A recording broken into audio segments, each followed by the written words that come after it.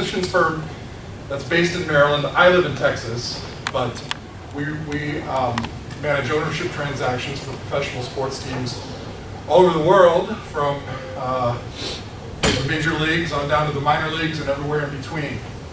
And I am very proud of the fact that I started my sports career as an entry-level sales rep, selling sponsorships and tickets in a highly competitive market, and we survived. I was able to do that for 14 years, working my way up through different companies, and eventually was managing a company that owned multiple teams, including a team here in Washington. And I'm a career minor leaguer, and I love it, and I'm proud of it. And I think one of the things that when Troy Kirby, the organizer of this event, asked me to come and make a presentation, I think he said, he asked me to come in and talk for about an hour today on this topic that I call the 4 reasons. And I thought, man, you know, as a former hockey guy, I could probably tell them everything I know in just an hour, so this shouldn't be a problem. But hopefully you'll hear everything I know about the sports industry at this hour. The 4 reasons. I think throughout my career, going on sales calls, multiple sales calls a day, sometimes a dozen or more in a week, to sell sponsorships to companies, major companies, local companies, mom and pop shops, and Fortune 500 companies. My staff and I kind of realized that we were seeing trends and kind of developing different strategies that were more effective.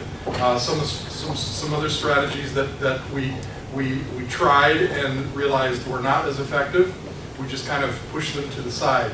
But now that I'm doing the job that I'm doing now, I get to see one of the great things about my job is that I get to see dozens of team operating, I get to see pretty deep into the operation of dozens of teams every year.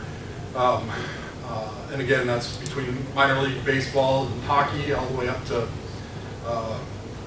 soccer and football and NBA and NHL. And I think I've seen a recurring theme, and that recurring theme is that those teams that are having success selling sponsorships are focusing in on selling a solution as opposed to selling inventory. It's one thing to come up with the signage that you have inside your arena or stadium or whatever it may be that you're playing, and have a rate card and be able to go in and talk about these great community initiatives that you're doing and how you need to sponsor our reading program, or you need to sponsor our dance team, or you need to sponsor our, you need permanent signage inside the arena so that all these fans that come to other events during the year can see your signage. That's, that I think we have seen, that's become really a strategy for failure. I mean, that's selling what you want to sell as opposed to what they want to buy. And so when going on these sales calls, we kind of learned that we could probably categorize every one of our inventory items, for sponsorship especially, into really 4 different categories, and to 4 different reasons that people would I'll use the word invest, but would buy sponsorship or marketing or advertising from a team, or I guess just buy inventory, so to speak, whether it's tickets or any of that. And that we would, if we could ask about these 4 reasons, we could probably figure out what it is that they find that they place more emphasis on in order to make their company successful. And once we started really to fine-tune this, we started to see more and more success and generate more revenue, which obviously made the owners happy and made everybody happy, and made for more exciting seasons for our teams. And so, the 4 reasons. I think one of the key things that comes from this is just the importance of meeting with the top, what I would call the top local executive. It's the person in your market who is considered to be the top, whether that's the owner or CEO or president of the company, or a regional manager or a regional director, or just a store manager. We want the person that is responsible for making decisions locally, even if they need to push it to someone outside of the market to make the final decision or to sign off on their recommendation. We still need the top person locally. And I say that because if you're just meeting with the human resources manager, or if you're just meeting with the director of marketing, meeting with those people, I wouldn't say is bad, but it restricts what you have the opportunity to achieve when you're meeting with someone who can oversee multiple departments. In other words, the CEO, they understand exactly what they know what's happening in their human resources department. They know what's happening in marketing, sales, community relations. They know about these things and how they can push and leverage one with and against one another, so that they can make their company more efficient, more effective, and achieve better results.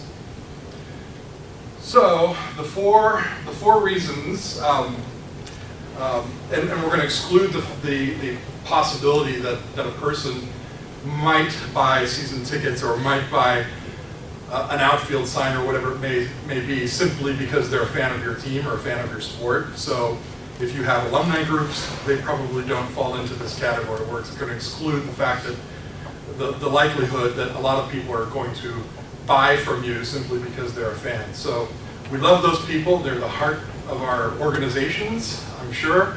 But I think that and I would equate this to going to Dairy Queen or to get an ice cream. That's great. It's vanilla ice cream. It's good. I like it, and I'll take vanilla ice cream anytime I can get it. But it's not a banana split. So if you want the banana split, you got to go to the top executive. And the four reasons. First would be your marketing. I mean, if we're talking sponsorship, we're talking about advertising, generating revenue, and marketing. The second reason would be sales, which I think is a little bit different from marketing. Marketing is more, in most cases, more branding and outreach. Sales, what I've found, is more relationship and direct contact with individual buyers, people that are actually spending money. And if we were to compare this to fishing, marketing might be the company that sells the lures and the line and the fishing pole and is making it possible for you to go out and get customers. And then the sales would be the fisherman who is able to actually put those tools into practice. The third area would be human resources and employee appreciation. Those are things that every company, especially nowadays, is very, very keen on.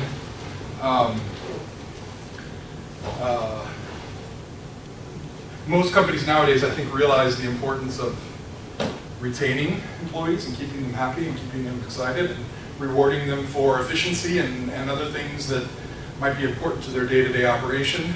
And then the fourth would be community reinvestment, community relations, supporting community initiatives, taking care of the people that are your fans, taking care of the people that live in your community, and being a part of nonprofit organizations and other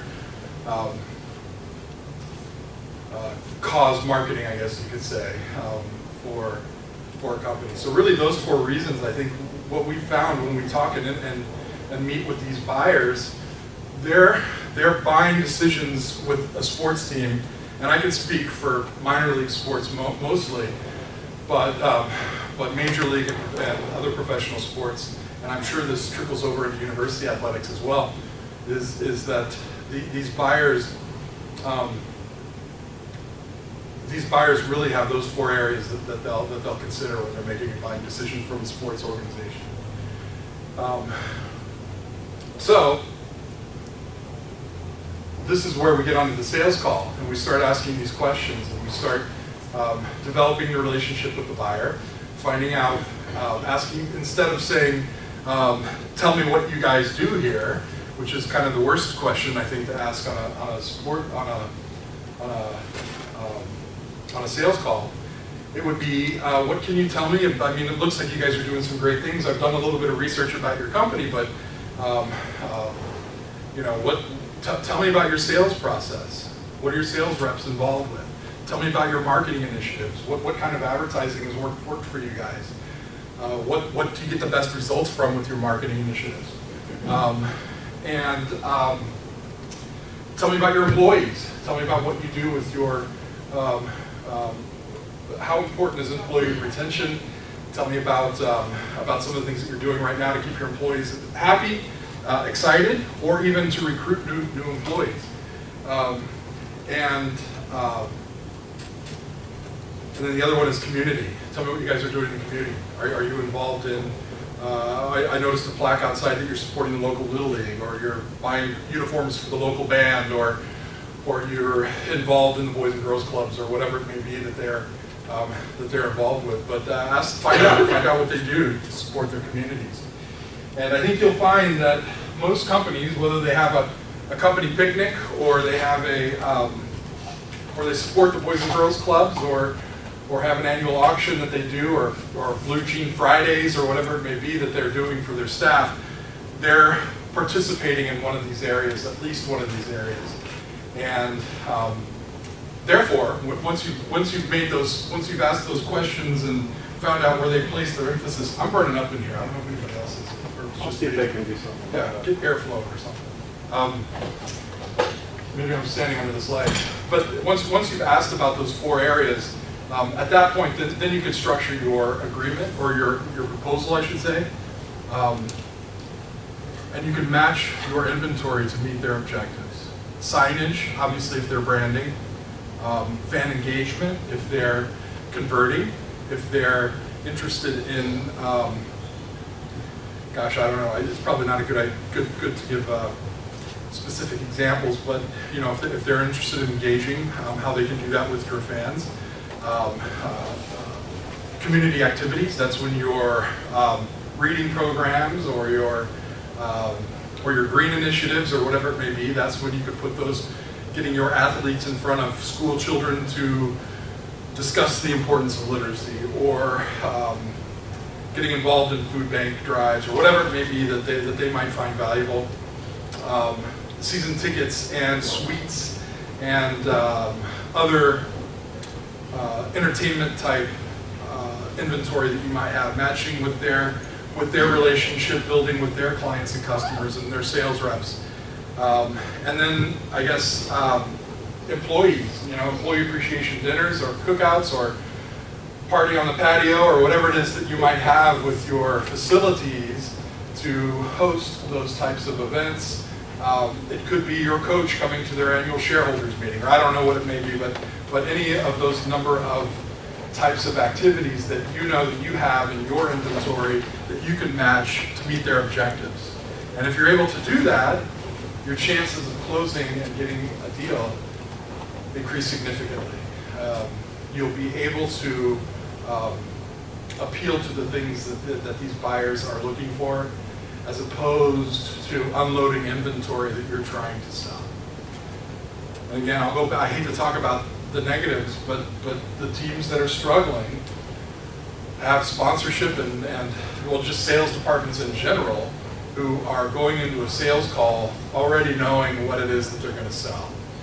I would encourage any sales managers in here, if you do separate your sponsorship from your tickets, to give your ticket salespeople at least some basic training on how to explore these 4 areas. Because if they can do so, I think you'll find that there will be, you know, steel companies or steel fabricators or trucking companies who you typically would not call for a sponsorship, that your ticket sales staff is probably going to be meeting with. You'll find that these types of companies actually will be spending money on initiatives, and in some cases will be required by law, by legislation, to support community reinvestment initiatives. I'm from Texas, so the oil and gas companies are required by law to put money back in the community. They've realized this is part of their, that they can make this a part of their marketing programs, so they're required to support our reading program, or they're required to support our green programs, green initiatives. And the same thing can be said about banking. Cell phones, Verizon Wireless is required to reinvest in the communities. So if you're training your staff to properly investigate these areas, I think you'll learn and you'll find that there are more budgets to pull from. More than just if your ticket sales staff is going in and saying, why don't we do a group night, or why don't you buy 4 season tickets? We've got some great ones here in our mezzanine. That is restrictive. That is that's very narrow. That's a focus that's far too narrow when you're talking about being able to sell a solution as opposed to selling a product. We are obviously selling a product. We're selling the excitement and the passion of professional sports or college athletics or whatever it is that we may be selling. But we're selling that passion, but really we're selling a solution for the company. So if you're dealing with a company who is not quite as passionate, or maybe they don't know who your top scorer is or who your what your record was last year, they might not know those things, but they definitely know that our passionate fans would be great customers and be visiting their establishments and spending money, and therefore it would be in their best interest to partner with the team in one way or another.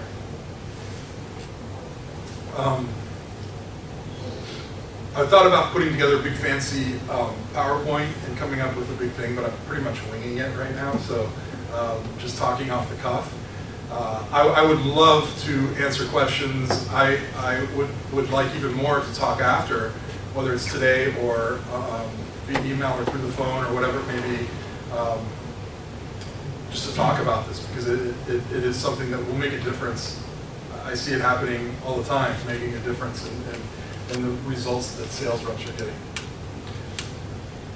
So, any questions yet so far? Yes. So when you're looking at a group in a company in particular, how do you make that approach in the very, very beginning to say, okay, you're supposed to, or you should, or you're kind of reinvesting in the community? I like old school sales techniques, and I started this business over 20 years ago, and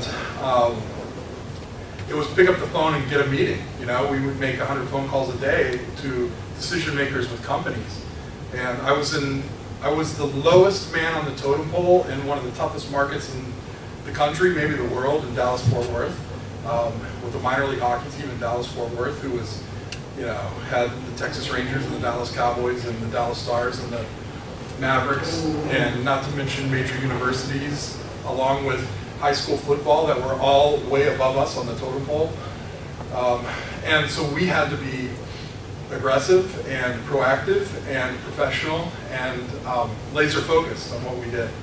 So I'm kind of an old school guy, and I say let's just pick up the phone and make a call and schedule an appointment with a decision maker.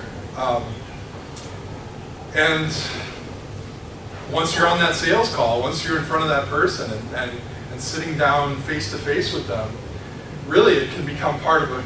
And it takes practice and trial and error and training and role playing and things like that. But really it's just sitting down in front of them and having a conversation. And if you do this perfectly, and I don't know that anybody will ever do it perfectly, I walk out of sales calls all the time and say I should have said this or done that. But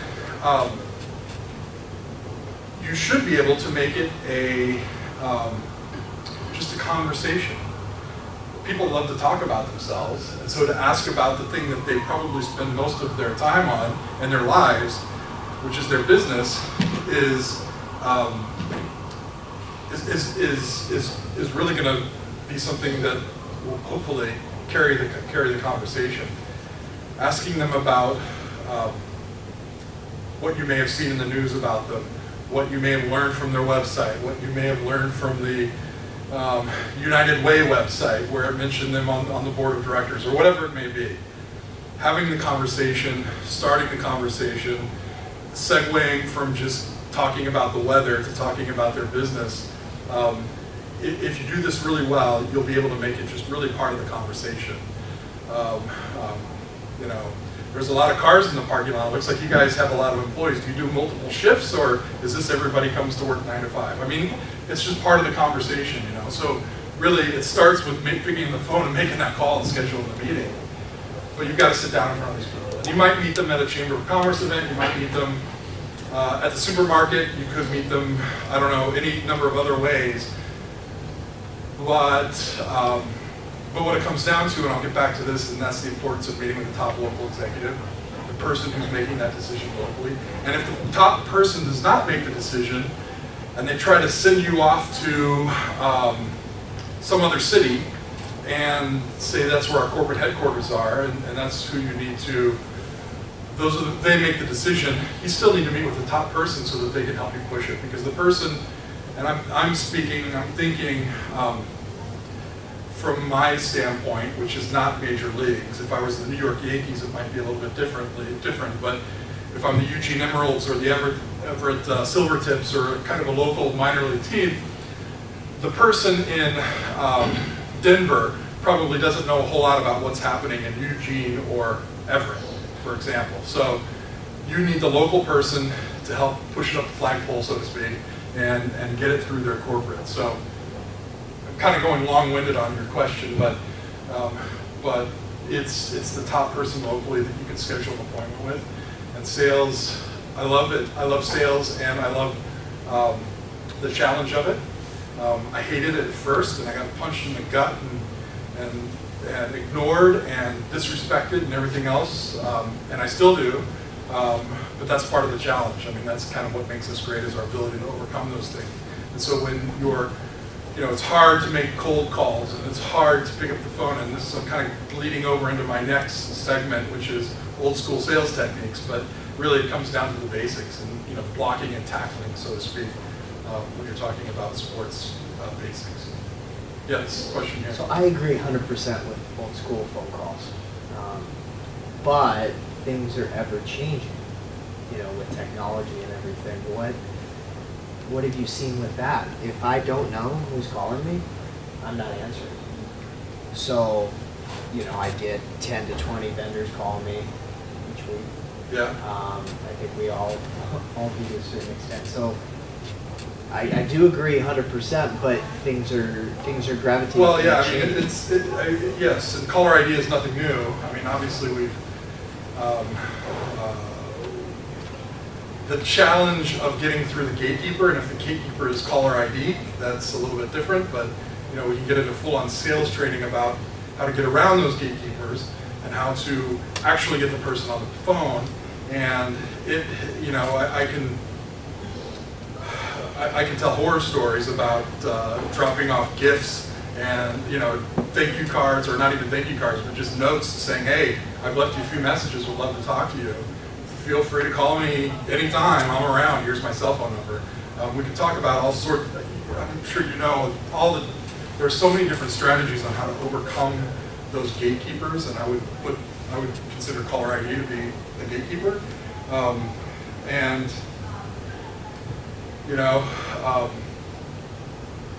It's not easy, and being from Fort Worth, Texas, where Pier 1 Imports is located, I can use them as an example. That for probably 5 or 6 years, they would not take my phone call. And it makes sense. Pier 1 Imports doesn't advertise with hockey. Doesn't go, that's not their demographic. But because they were the local corporation that was just down the street from our arena, we felt that they should probably support us more as a community thing. However, Marvin Gerard, the CEO of Pier 1 Imports, would not give me the time of day. I left him phone calls. I called his assistant, I called other people, but I needed the CEO of Pier 1 Imports, the major corporation in my backyard. I needed him to pay me the respect and let me at least he could tell me to screw off if he wanted to, but I needed a response. And eventually we got it, and I won't get into the boring details of that, but really it was persistence and a combination of a number of things. I dropped off pucks. I dropped off a jersey that said Pier as the name and 1 as the number. I did so many different things just to get those guys, and it worked. eventually worked. They didn't do much with us. I think they gave us a token $5,000, but it's $5,000 we didn't have. It was probably not even worth my time to go out to do all that work to get it. But you know, I accomplished what I was out to get, I guess you could say. But that's a good question. That, you know, everybody's pulled in different directions, and the old school where you could pick up the phone and make the call is not the only answer. I realize connecting with them on LinkedIn and engaging with them on Twitter and through other digital means is important. I use the heck out of Twitter and LinkedIn, and please connect with me on all of that. But you know, it's I use this for students too. And if there are students in this room right now, I say to do the same thing. I say don't just connect with somebody on LinkedIn. Connect with somebody on LinkedIn, but don't stop there. You know, if you see somebody that you think is worth talking to, ask them to talk. And don't just send them a note. Find their number and give them a call. You know, I have people ask me every day if I can talk to them, buy something from them, give them advice on something, and I get email after email after email of people doing this to me, and most of it I ignore. But I appreciate somebody who picks up the phone and calls me, and I'll give them the time to talk, for sure. Because I know that sometimes that takes a little bit of nerve, you know, and it's kind of scary sometimes to know what to say or what they're how to react to what they're saying. And this will get into, you know, we can get into even more discussion on this, which is about scripting your voicemails and scripting what you say to gatekeepers and to which gatekeeper you say certain things, and how you can and what phrases you can use to get to more success, etc. On the phone calls, how you can phrase your emails and your messages that you're sending to people. I think most people, most senior level executives will appreciate persistence, so long as you're not an asshole about it. I mean, if you're persistent and you're going for something and you want to get it, I think most people will appreciate that you're trying, you're doing extra work to get in front of them. More people will appreciate it, then more people will be annoyed by it. Plenty of people will be annoyed by it, but you got to live with that. I mean, that's part of this business. So, you know, there's not a single solution. It's getting around those gatekeepers and just figuring out ways to make things happen, being creative. What other questions? Yes.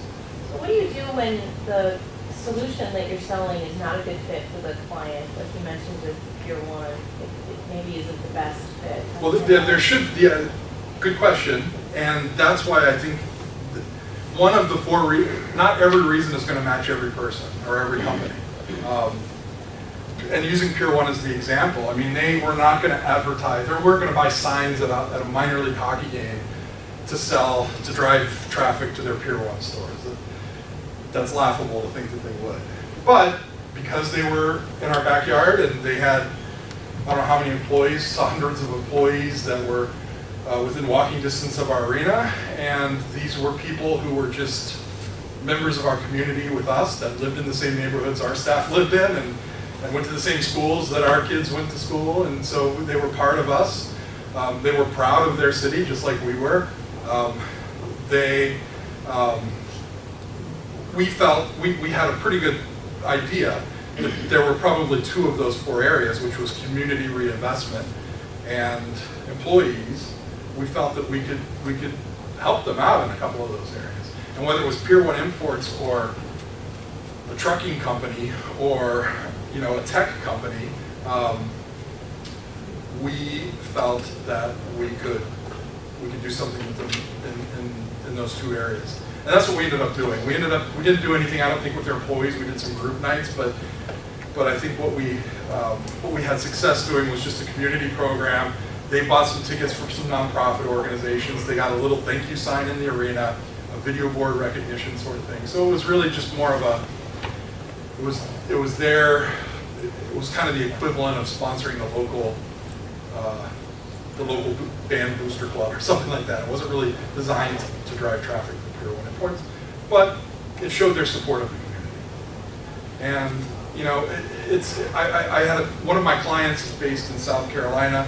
They have a huge Fortune 500 chemical company. I don't even know who they are, but it's a chemical company that's in their city, in their same town, within a couple miles of the arena.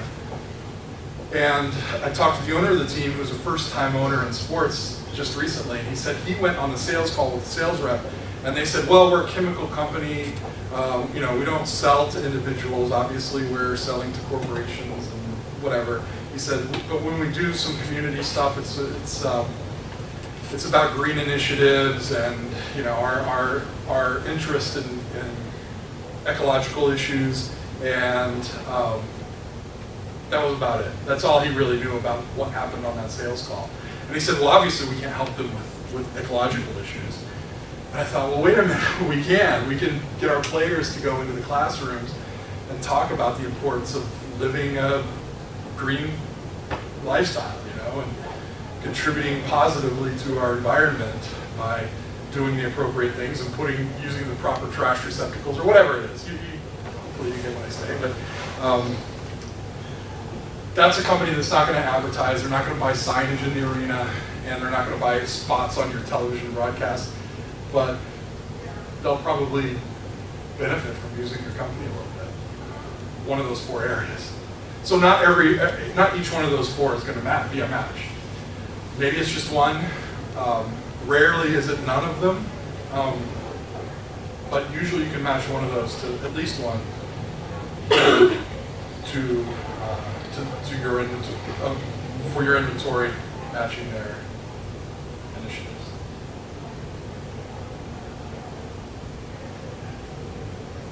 Is that it? Any other? Yes.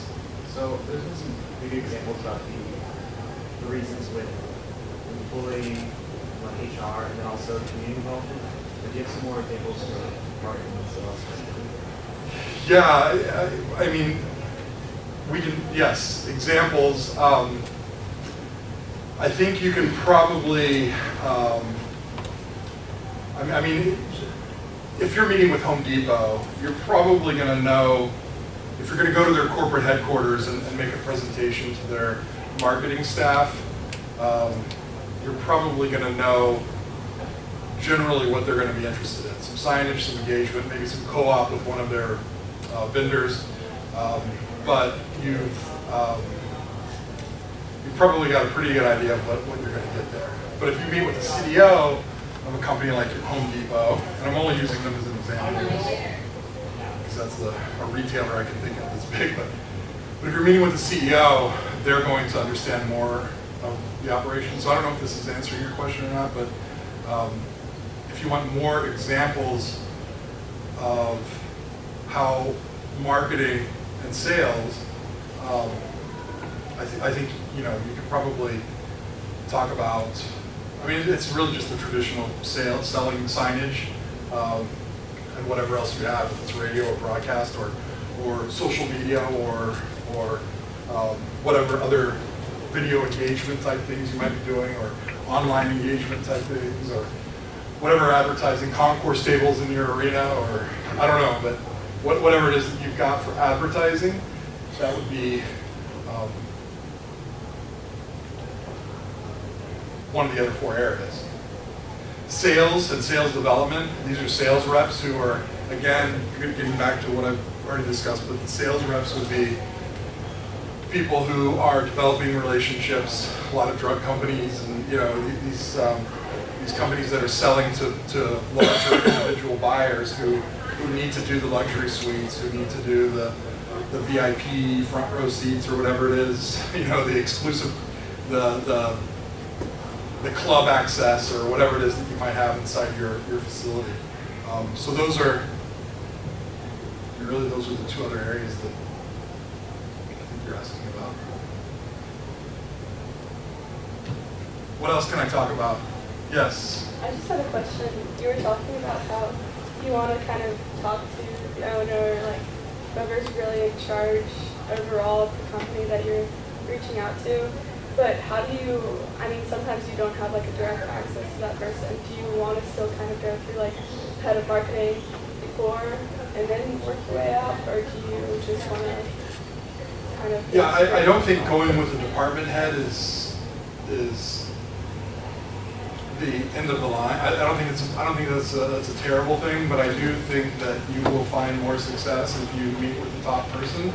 And again, it's because the president or CEO is going to know how human resources could benefit from your package that you're going to present, but also how sales and marketing and community relations is going to benefit with the package that you're going to put together.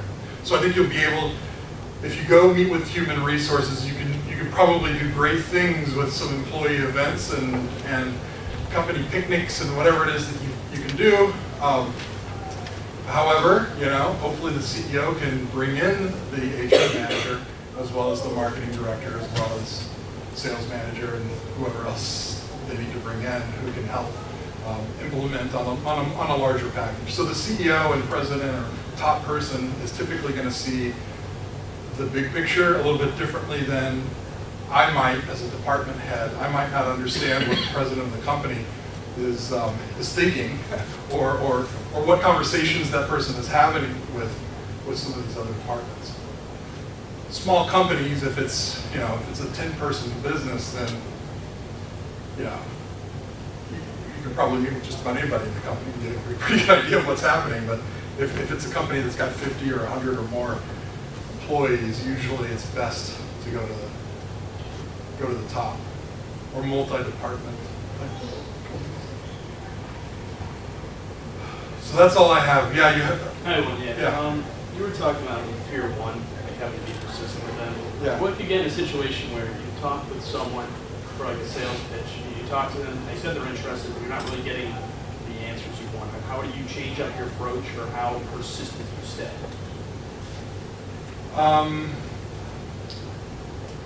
Well, I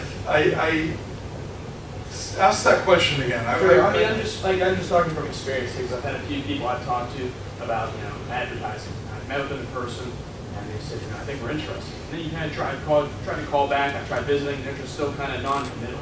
Okay. What kind of steps would you take, or have you taken in the past, or something like that? Yeah, you're getting into kind of closing more than anything. Here's my strategy, and I will say that this works for me. Others may find other ways to do it that work better, but I think that when you're sitting in the sales call, asking about these 4 reasons helps kind of direct them into, it helps eliminate some of these objections that you're going to hear. If you do this properly, and if we had a full day to train on this, I could pull out sheets and worksheets and we could do role playing and everything else. But I think once you start asking the questions about these 4 areas, if you're doing it right, you'll be able to kind of eliminate some of those objections that you might have. Like, we don't have money on that. We're not interested in doing a reading program because it's just not our thing. It'll help you, number 1, give the right proposal, but number 2, be able to make it easier for you to make it more difficult for them to say no. You've got, at the end of your meeting, if you've asked about these 4 areas, you could say, for example, look, you mentioned that you've got a big interest in community initiatives. You mentioned that you really don't do a whole lot of marketing, but you do appreciate, your sign at the high school football field. You mentioned that your employees do a company picnic every summer, whatever. And so that's when you say, look, here's what I would like to do is I'd like to create a proposal for you that is going to be XYZ company proposal. It's going to be your package, and it's going to include this, and these 5 things or whatever, and 2 season tickets, or I don't know. It's going to include the package. I'm going to create this proposal. It's probably going to be $10,000. Am I in the right ballpark here? That's kind of your test close, your trial close. And if they say, oh, no way, there's no way we're going to spend 10 grand, maybe 5,000. Okay, well, then let me figure out how we can fiddle with this a little bit and make it work. So they've already said they'll do $5,000, so that's when you adjust your proposal, and maybe it's $500,000 or $1 million, I don't know. hopefully. But I think if you do this right, you'll be able to eliminate some of those objections beforehand. You're going to get the person who's just going to go radio silent on you, which I think it could be any number of things. It could just be that they're afraid to tell you no. They don't want to hurt you or let you down. But it could be that they're busy, or that they've got other things to do, or that they just, I don't know, they got tied up with something else. But they're, among the objections that you're going to get when it's time to close, that's a whole different topic. And however, I think that by asking these right questions and setting up your presentation of your proposal, if you do it properly and you test and trial close before you actually present them with a proposal, I think you will increase your chances of closing, because you're proposing something that they want, as opposed to something that you think they want or that you want to sell. Does that make sense? Yeah, in my situation, I've given a proposal, and they've just gone radio silent, like you said. It's the weirdest, and I just wonder, is it busy? That happens, and there are so many different strategies on how to do that.